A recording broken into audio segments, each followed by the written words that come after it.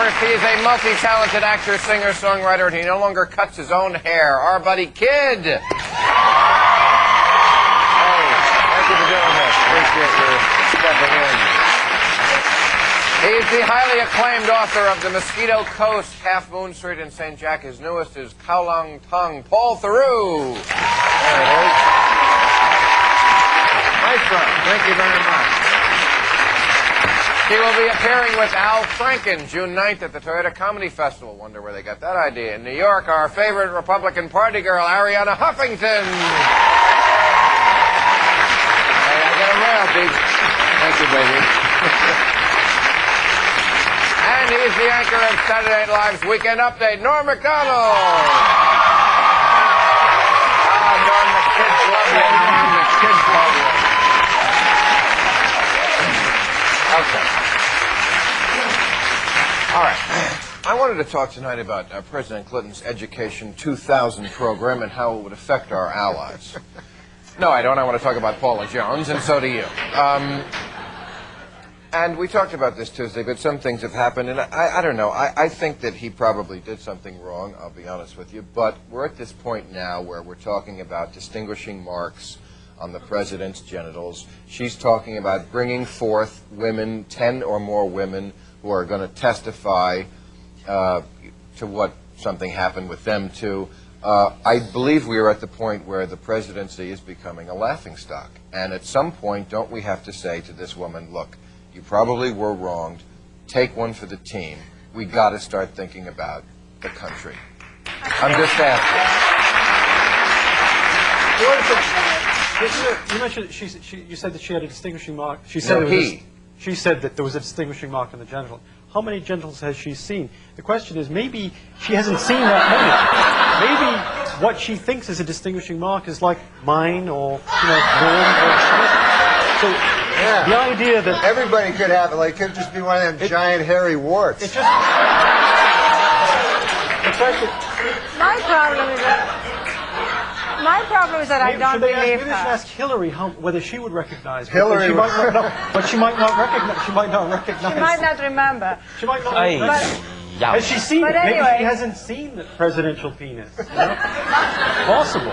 It's possible. I'm just throwing that out. And he's the author guy, right? I expect that from me too. He's out the box. My problem is that I don't believe her. I just somehow her story doesn't ring true, because in it the president is decisive. He knows what he wants. He takes action immediately. That's not the Clinton we know. Did you say the president is decisive? He's decisive. Well, in this instance, she's saying in the hotel room. Normally, the president that we know, would basically have compromised and settled for a hand job. Oh, my God.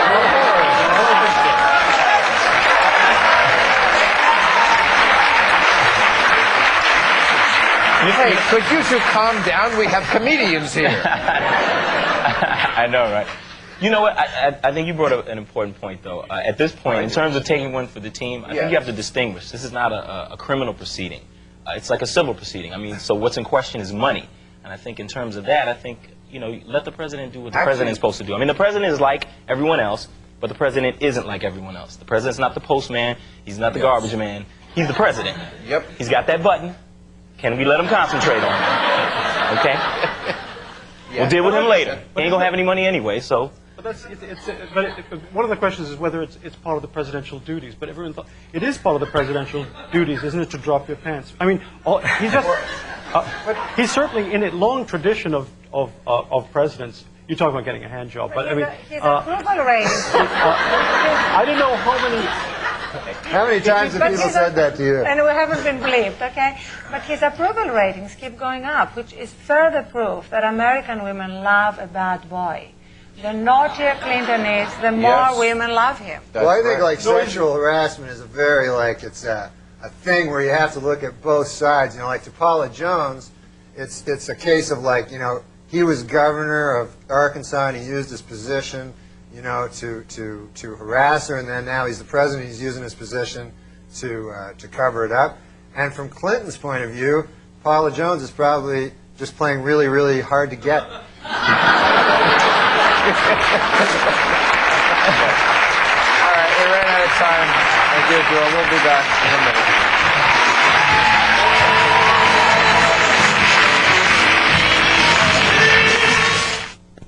Duluth Dodge. You're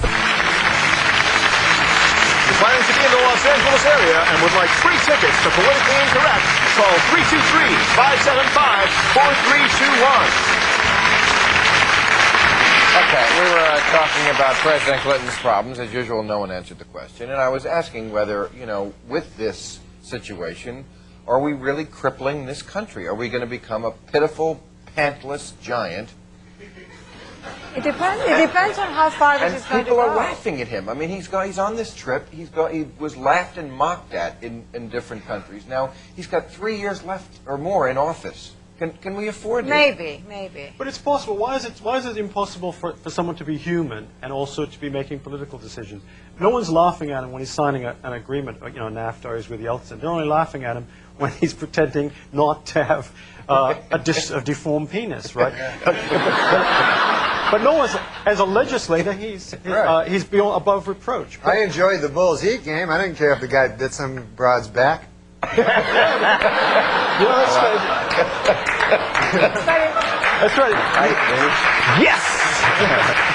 But it all depends on how far this is going to go. I mean, are we going to have a police artist kind of do a sketch of the president's genitalia? You can enjoy, but seriously, if he does, I'd like to know, circumcised or uncircumcised. Well, you see, because there was a recent study. Could help him in his Israeli deliberations if he's not. But beyond that, and, have you heard about the recent study that uncircumcised men have more fun?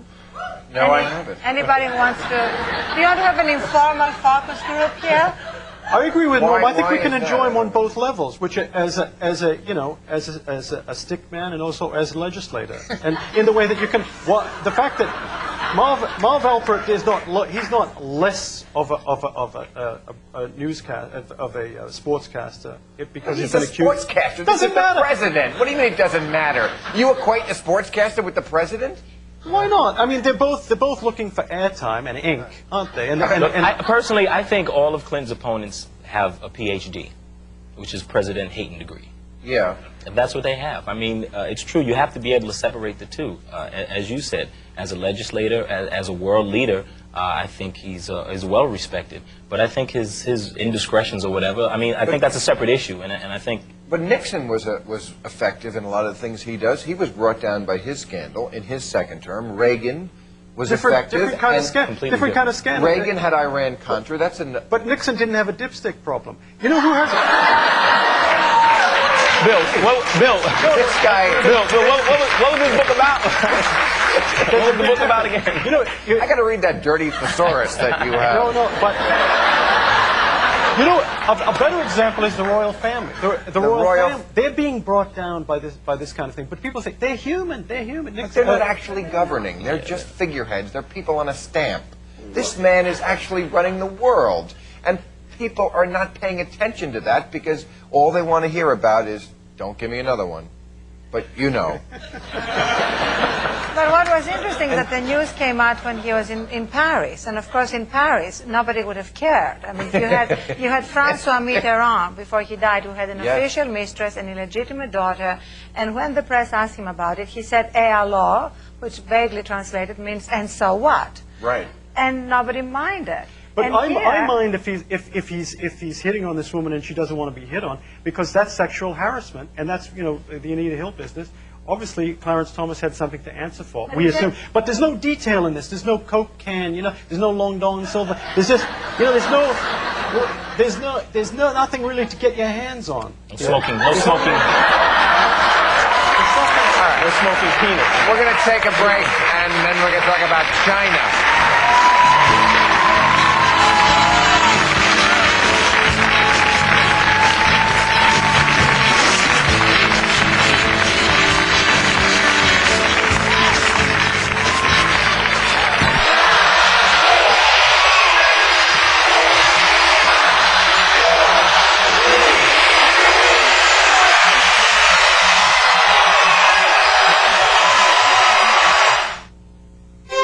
Good evening, everyone. Colin Ventrella here with...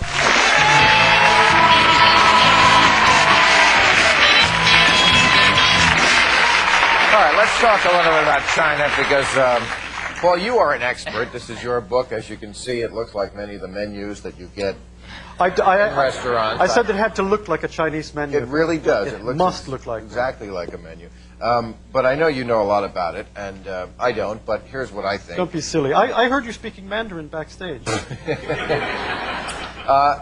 Clinton just re-upped the most favored nation status, which some people have said we shouldn't do. They say we should break off relations with China because China, admittedly, has, as bad a human rights record as Don King. I don't know. It's just bad. But China is a very isolationist country. Historically, they built a wall. I don't know if you know that. And if That's the Berlin Wall. No. That's a different wall. That's in Egypt. And if we break off with them, I think they'll just say, well, the hell with you, and go on doing what they're doing anyway. I think the only way to bring them into the family of nations, and I know this is what the president says, but not just this president, many others, is to engage with them. Why is that wrong? It's not wrong. We already owe them so much money. We can't break off with them. We have so many slave laborers and little kiddies earning 10 cents a day to make tennis shoes that we owe them a ton of money. We can't break off. I mean, they're not. Of course in other we words, can break off. Of course we can break off. client. First of all, the president himself in 1992 attacked President Bush for coddling the butchers of Beijing. Do you remember that? Well, now that here was we during are. a campaign. He doesn't just want to extend most favored nation status permanently. He wants to toast them, celebrate them, honor them. I mean, can't we just trade with them? Do we have to respect them in the morning? But the whole world, It's tough. the whole.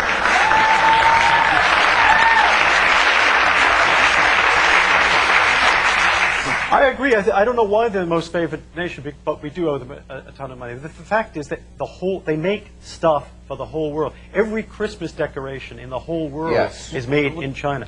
Forget Nikes, you know. Well, that lets you know that the issue is money. Clearly, the issue has to be money. I was telling Ariana, I saw a documentary that really detailed the whole events in Tiananmen Square. I mean, and this was some really deep stuff. And if anyone saw that, you know, they would say, well, this is wrong. How can we support any regime or any government that supports this? It was like 2 weeks of Kent State, day and night.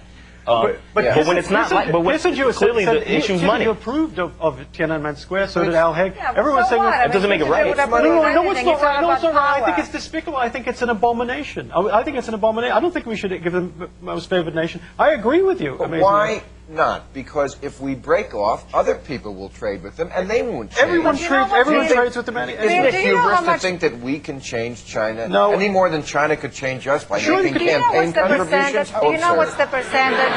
Well, we're bending. It's not just that we're not doing anything. We're bending over. The whole world is bending over for them and saying, "Do it to me." Okay? It's not. On that note, Norm, Stop. But it's a fact. It is a fact. It is a fact. Because Clinton has a single-faceted policy, which is just trade, nothing else. But also, do you know what percentage of our exports goes to China? Just 2%. So this is a big myth that Our somehow exports? Yes, Okay. the only 2%. That's not much. And on top of it, please explain to me why we don't give most favored nation status to Cuba, Vietnam, Cambodia, Laos, but we give it to China. It doesn't make any sense. Because they got money. Cuba. It's bucks. Just like, what about, Saudi Arabia? They have human rights violations there, but they have oil. We don't even hear a peep out of that. Well, that's where it's uneven. The policy is clearly uneven. And, right. I mean, you'd think that, someone should come out and say, this is what it is.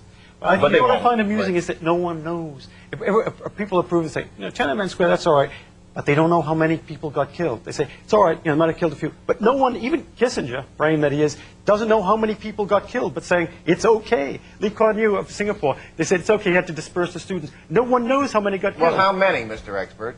Well, I don't know. That's the whole point. If I knew. I'll tell you why nobody knows, because people forget a very important thing. The Chinese are a lot smarter than us. So it's hard to criticize. But some things we excel at that they don't. One thing they I have excel at. never seen a Chinese guy in a porno. I got to take a break. We'll be right back.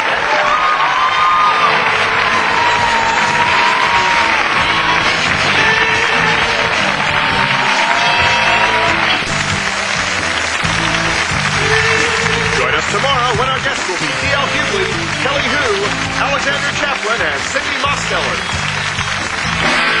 Better to repeat. After working for 5 straight months, the politically incorrect staff gets a well-deserved break next week. Yeah. Yeah. Please.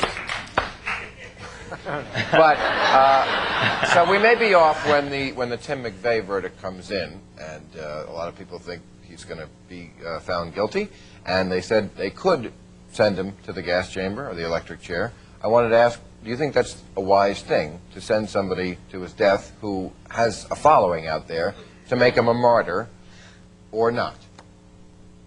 Yeah, I think make him a martyr. Then when a lot of people You're a weird guy. when they You're a weird guy. and when they come out of the woodwork, when all these people come out of the woodwork saying, "What did you do to Tim?" Machine gun them. Kind of like the Chinese. More or less. They shoot him in the back of the neck. Oh, okay. You can't treat the militia groups rationally and say if you execute him, they're going to make him into a martyr. They'll make him into a martyr anyway if they want to make him into a martyr. And you have Some to. militia groups are great, by the way. Yeah. You don't want them after you, right? Yeah. No, I But I didn't mean, either. Anyway, who's he going to be?